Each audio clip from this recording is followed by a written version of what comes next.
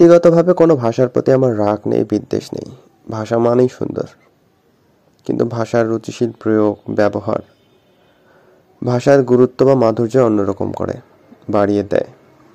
কিন্তু যে বা যারা নিজের মায়ের ভাষা, মুখের ভাষা, যে ভাষায় কথা বলে, যে ভাষায় নিজের অনুভূতি প্রকাশ করে, সেটাকে অসম্মান করে, অবহেলা করে, আর সেটা এতটাই যে সেই ভাষার থেকে অন্য কোনো ভাষাকে অধিকতর গুরুত্ব দিয়ে যেখানে যা বলা দরকার সেখানে নিজের মায়ের ভাষায় না বলে, মুখের ভাষায় না বলে, অন্য কোনো ভাষায় অন্য কোনোভাবে অন্য ভাষাকে গুরুত্ব দেয়, আমি তার ঘোর বিরোধী।